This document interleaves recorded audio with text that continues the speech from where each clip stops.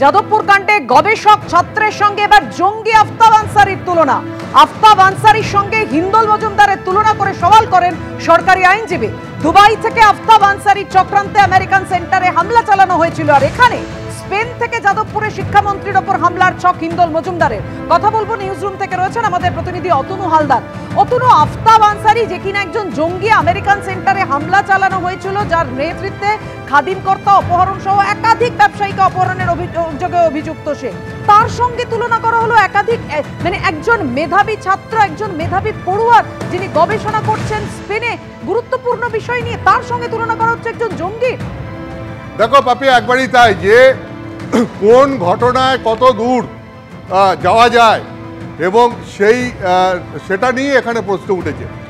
যদি আমি তর্কের খাতিরে, কারণ এখনো তদন্ত সম্পূর্ণ হয়নি, যদি আমি ধরেই নিই যে হিন্দোল মজুমদার স্পেনে বসে রাজ্যের শিক্ষামন্ত্রী ব্রাত্য বসুর ওপর যাদবপুর বিশ্ববিদ্যালয়ে যে হামলার ঘটনা ঘটেছিল তার ষড়যন্ত্র তিনি করেছিলেন, তাহলে পরেও আজকে সরকারি আইনজীবী আলিপুর আদালতে এই হিন্দোল মজুমদারকে পুলিশের হেফাজতে নেওয়ার জন্য যে সওয়াল করেছেন এবং সেই সওয়াল করার সময় তিনি যখন তার সঙ্গে আফতাব আনসারির তুলনা করেছেন, তার কি তুলনা করা যায়? বিতর্কটা এই নিয়ে উঠছে যে এই প্রশ্ন বিভিন্ন মহল থেকে তোলা হচ্ছে যে পুলিশের কি নত্যসত্ত্ব জ্ঞানের অভাব ঘটিয়াছে। কেন এটা বলছি? তার কারণ এক্ষেত্রে তুলনা করার ক্ষেত্রে পরিমিতি বোধ নিয়ে প্রশ্ন উঠছে। এবং শুধু তাই নয়, এখানে পুলিশের সওয়ালই বলবো আমি, তার কারণ সরকারি আইনজীবী পুলিশের হয়েই সওয়াল করেন আদালতে, এবং পুলিশের পাশাপাশি তৃণমূল কংগ্রেস আবার ওসমা বিন লাদেনের সঙ্গেও এই হিন্দোল মজুমদারের প্রায় তুলনা করে বসছে। এখন প্রশ্ন হচ্ছে যে এই তুলনা কি করা যায়? প্রশ্ন এটা নিয়ে তোমাকে আমি বলি ঘটনার গভীরতা। প্রথম কথা হচ্ছে যে হিন্দোল মজুমদার ধরে নেওয়া গেল স্পেনে বসে তিনি এই পুরো ছাত্র আন্দোলনের পরিকল্পনা করেছেন, যে ছাত্র আন্দোলনের জন্য যাদবপুর বিশ্ববিদ্যালয়ে শিক্ষামন্ত্রী ব্রাত্য বসুর ওপর হামলার ঘটনা ঘটেছিল। কিন্তু একটা ছাত্র আন্দোলন, সেখানে ছাত্র নেতাদের ভূমিকা, সেখানে যাদবপুর বিশ্ববিদ্যালয়ে শিক্ষামন্ত্রীর গাড়ির ওপর যে হামলার ঘটনা ঘটেছিল সেই ঘটনা, আর তার সঙ্গে জঙ্গি কার্যকলাপ এবং জঘন্যতম অপরাধের যে সমস্ত ঘটনাগুলো যারা ঘটায় তাদের সঙ্গে তুলনা করাটা কতটা যুক্তিযুক্ত। তুমি যদি দেখো ঘটনার গভীরতা, কেন আমি বলছি যে এই খাদিম কর্তা অপহরণের ঘটনা ঘটেছিল 2001 সালের জুলাই মাসে, অর্থাৎ আজকে এই 2025 সালে দাঁড়িয়ে প্রায় 24 বছর আগের একটা ঘটনাকে নিয়ে যে তুলনা হচ্ছে সেই ঘটনার গভীরতাটা দেখো। খাদিম কর্তা অপহরণের ঘটনা ঘটে 2001 সালে জুলাই মাসে। সেই ঘটনায় আফতাব আনসারি মূল অভিযুক্ত ছিল, এবং তারপরে যে হয় আফতাব আনসারি বিভিন্ন ব্যবসায়ীকে হুমকি দিতে থাকে, তোলা আদায় করতে হুমকি দেয়। খাদিম কর্তা অপহরণ করে তখন শোনা গেছিল 3,75,00,000 টাকা মুক্তিপণ সে আদায় করেছিল, এবং সেই টাকা জঙ্গি কার্যকলাপের জন্য আফতাব আনসারি দুবাইয়ে বসে ব্যবহার করেছিল, এটা ছিল অভিযোগ। এখন তারপরে কি হলো? তারপরে এই খাদিম কর্তা অপহরণের ঘটনায় আফতাবের ডানার ছিল আসিফ রেজা খান, যে আসিফ রেজা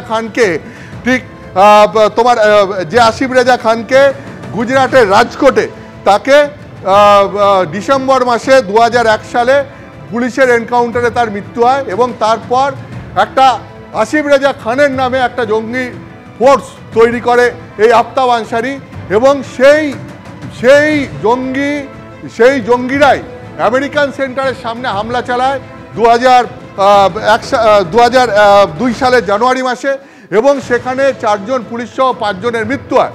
এখন প্রশ্ন হচ্ছে যে আসিফ রেজা খানের মৃত্যুর প্রতিশোধ নিতে, তার ওপর পুলিশকে শিক্ষা দিতে, সারা দেশব্যাপী প্রচার পেতে একটা জঙ্গি সংগঠনকে দুবাইয়ে বসে যে চালনা করছে, যে পুলিশের ওপর অ্যাটাক করছে, ওখানে বসে অপহরণের পরিকল্পনা করছে, অপহরণ করছে, এবং এই রকম যার বিরুদ্ধে এই ধরনের কার্যকলাপের অভিযোগ, তার সঙ্গে কি একজন ছাত্র আন্দোলনের নেতার তুলনা করা যায়?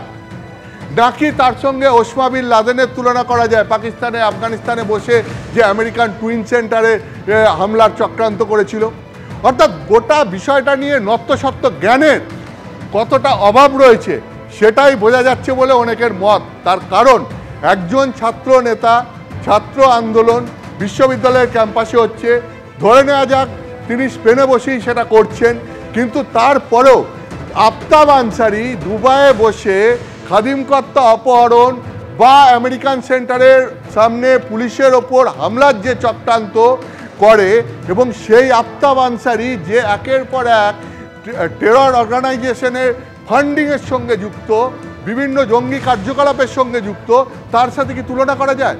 ওসামা বিন লাদেন যে বিশ্বের কুখ্যাত সন্ত্রাসবাদীদের মধ্যে একজন, তার সঙ্গে কি তুলনা করা যায়? ফলে এই নিয়েই প্রশ্ন উঠছে যে কোথায় কার সাথে তুলনা করব, কোথায় কার সাথে তুলনা করব না, কোথায় কতটা যাব, কোথায় কতটা যাব না। অর্থাৎ একটা ছাত্র আন্দোলন, তার সঙ্গে যদি জঙ্গি কার্যকলাপ এবং একদম শীর্ষস্থানীয় যারা জঙ্গি, কুখ্যাত জঙ্গি, তাদের কার্যকলাপের যদি তুলনা করা হয়, তাহলে সেক্ষেত্রে পুলিশের উদ্দেশ্য নিয়ে প্রশ্ন ওঠে।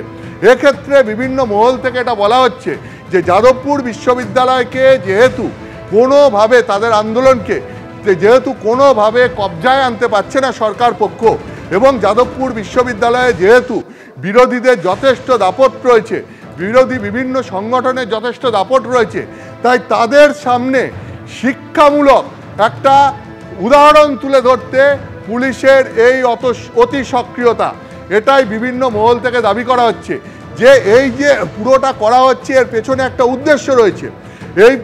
এই আফতাব আনসারির সঙ্গে তুলনা বলো, লুকআউট নোটিশ বলো, বা যেভাবে এই গ্রেপ্তার করে পুরো বিষয়টাকে সামনে নিয়ে আসা হচ্ছে এবং তাকে পুলিশি হেফাজতে নেওয়ার জন্য যে যে যুক্তি খাড়া করা হচ্ছে, যে সওয়াল করা হচ্ছে, এর পেছনে আসলে একটা উদ্দেশ্য কাজ করছে। এটা বিভিন্ন মহলের অভিযোগ যে এই উদ্দেশ্যটা কি? এই উদ্দেশ্যটা হচ্ছে যে যাদবপুরে যারা বিরোধী আন্দোলনের সঙ্গে যুক্ত, যাদবপুরের যে সমস্ত ছাত্র সংগঠন সক্রিয় আন্দোলনের সঙ্গে যুক্ত, যাদেরকে কোনোভাবে সরকার পক্ষ, পুলিশ প্রশাসন নিয়ন্ত্রণে আনতে পারছে না, তাদেরকে একটা শিক্ষা দেওয়ার জন্য এইভাবে অতি সক্রিয়তা দেখানো হচ্ছে। অর্থাৎ এটা এমনি এমনি হচ্ছে না, এটা একটা নির্দিষ্ট উদ্দেশ্যের কারণে হচ্ছে যে দেখো পুলিশ প্রশাসনের কতটা জোর, পুলিশ প্রশাসন চাইলে কি করতে পারে।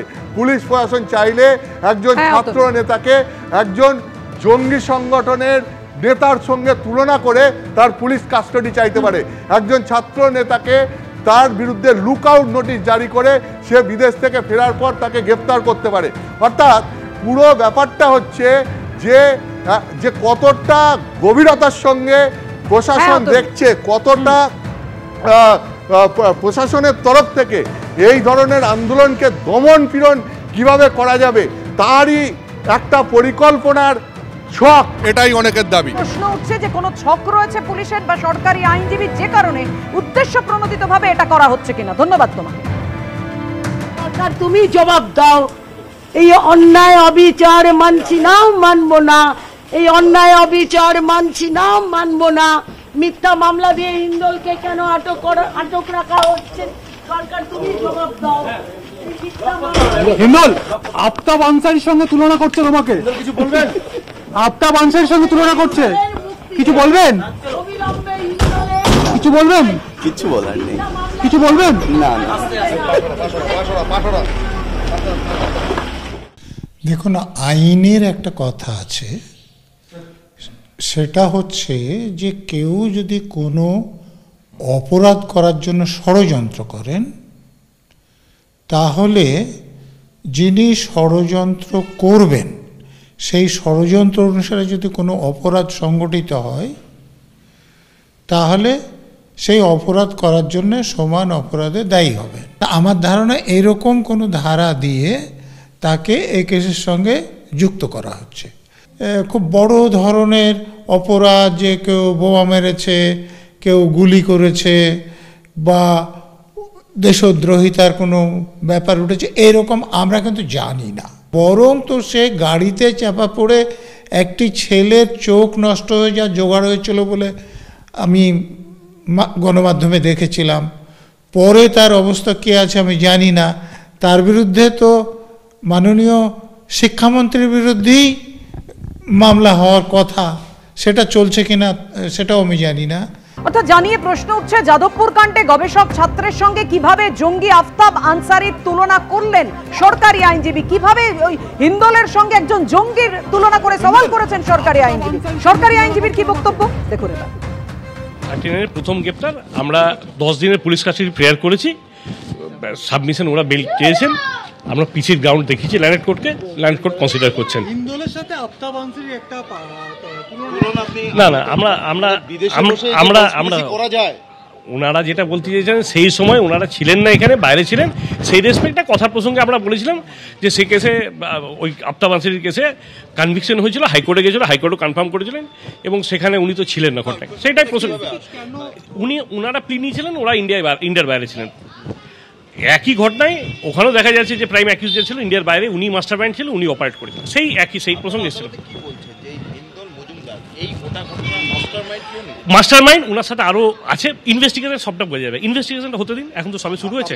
সোরেনবাবু, আপনারা কিছুটা হোয়াটসঅ্যাপ চ্যাট বা কিছু কনভারসেশনের কথা বললেন, যেটা ইতিপূর্বেই তদন্তে উঠে এসেছে, তারপরেই লুকআউট হোয়াটসঅ্যাপ চ্যাট যেটা আছে সেটা এআইজেনের তদন্ত বেরিয়ে আসেনি, আমরা পাইনি।